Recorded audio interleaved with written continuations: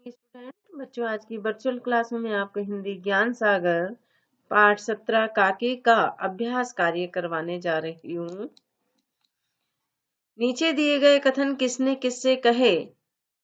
कथन का, काका मुझे एक पतंग मंगा दो, अभी मंगा दो, श्यामू ने अपने पिता से कहा। खा, श्यामू भैया ने रस्सी और पतंग मंगाने के लिए निकाला था। भोला ने श्यामू के पिता से कहा।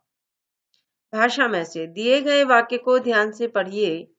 काकी के लिए कई दिन लगातार रोते रोते उसका रुदन तो धीरे धीरे शांत हो गया, परंतु शोक शांत न हो सका।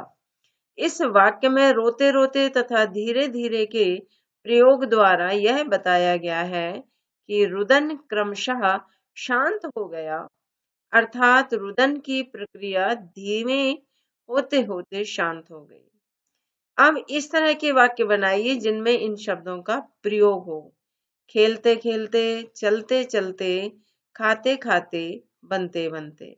बच्चों, ये युग्म शब्द हैं, पुनरुक्त युग्म शब्द हैं, यानी इनका दोबारा से इन्हीं शब्दों को दोहराया गया है, जैसे खेलते खेलते। इससे भाषा प्रभावशाली बनती है। जैसे बच्चा खेलते खेलते सो गया, अब इनका प्रयोग एक साथ होगा। बच्चा खेलते सो गया, ये गलत होगा। बच्चा खेलते खेलते सो गया। इसी तरह से चलते चलते, चलते चलते मेरे पैर दुखने लगे। खाते खाते, वह खाते खाते टीवी देख रहा है। बनते बनते, खाना बनते बनते देर हो गई। तो ये युग्म शब्द हैं, इनकी पुनः उक्ति हुई है, यानी दोबारा से उन्हीं को दोहराया गया है, इसलिए पुनरुक्त युग्म शब्द हैं ये। आगे नीचे दिए गए शब्दों को शब्दकोश के क्रम के अनुसार लिखिए तथा साथ ही उनके अर्थ लिखिए। अब ये शब्दकोश के क्रमानुसार हैं, जैसे अग्नि, अग्नि का मतलब आग। फिर अनमने, यहाँ गा पहले आया हुआ था, ये ना बाद में है। अनमने जिसका मतलब है उदास।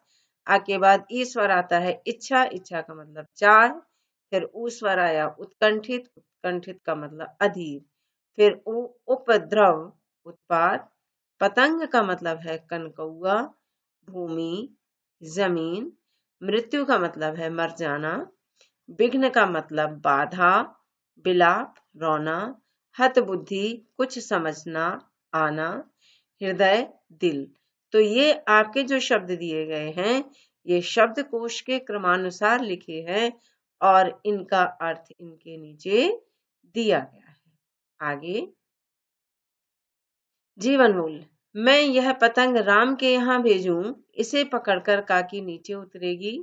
मैं लिखना नहीं जानता, नहीं तो इस पर उसका नाम लिख देता। कहानी में रस्सी के सहारे काकी को नीचे लाने की बात श्यामू के बाल मनोविज्ञान यानी भोलेपन को उजागर करती है। क्या आपने भी भोलेपन में कुछ ऐसा काम किया है जिसे सोचकर आपके मन में आश्चर्य, अफसोस या हंसी जैसे भाव उठते हों?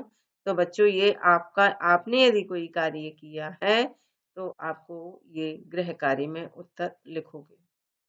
फिर है श्यामू ने अपने पिता के कोट की जेब से 2 बार पैसे चुराए।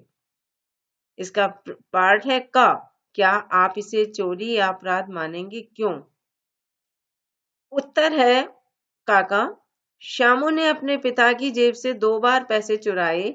यह सत्य है कि चोरी करना अपराध है, पर श्यामू द्वारा पैसे चुराने का उद्देश्य क्या था तथा उसने किन परिस्थितियों में चोरी की, इसे जानने समझने पर मैं इसे चोरी या अपराध नहीं मानता।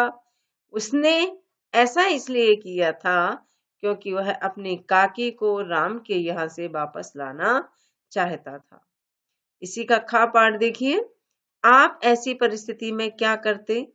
अब ये आप जिस तरह से श्यामू ने किया है ऐसा आप करते या आप कुछ और करते, वो आपको स्वयं इसके उत्तर यानी उत्तर नंबर 1 और उत्तर 2 का खा भाग आपको स्वयं लिखना है। यही आपका गृह कार्य है। धन्यवाद।